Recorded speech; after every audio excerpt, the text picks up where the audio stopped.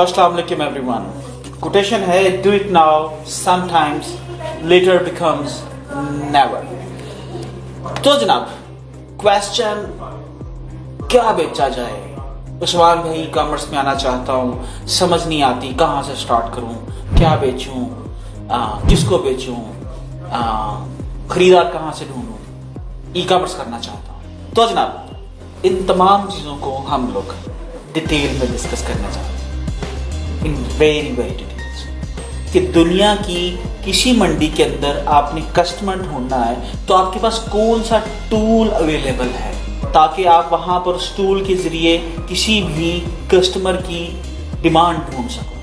दुनिया के किस खित्ते के अंदर कौन सी प्रोडक्ट कब बिकती है, आज जदीद टूल्स, मार्केटिंग टूल्स हमें ये पावर देते हैं।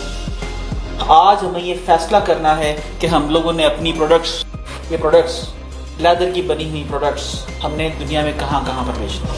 हमें आज ये देखना है हमें कितने ई कॉमर्स ब्रांड्स बिल्ड करना है। पाकिस्तान $1 बिलियन की लेदर प्रोडक्ट्स एक्सपोर्ट करता है। अगर हम लोग अपने ई कॉमर्स ब्रांड्स बिल्ड कर लें, सिर्फ 1000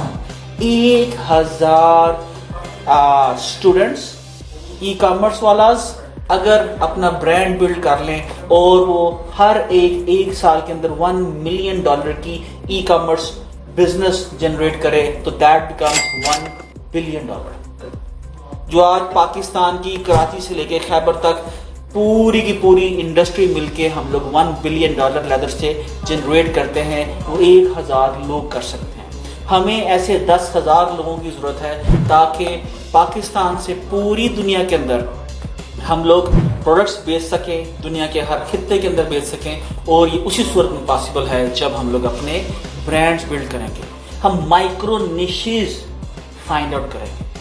मिसाल के तौर पर मैं आपको तमाम चीज़ें बताऊंगा जिन माइक्रो निशेस को हम लोग दुनिया के मुख्तलिफ खित्तों के अंदर बेच के हम लोग वहाँ पर बहुत हाई प्राइस के अंदर अपनी वही प्रोडक्ट्स बेच सकते हैं जिसको हम लोग रॉ लेदर एक्सपोर्ट करके वो रेवेन्यू कभी भी जनरेट नहीं कर सकते।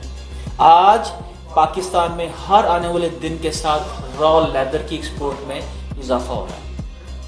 आज से 5 साल पहले जो गाय की खाल 4000 में 4,500 में बिकती थी, आज वो गाय की खाल ईद के ऊपर 1000 रुपये में नहीं बिकती। इसकी रीज़न क्या है?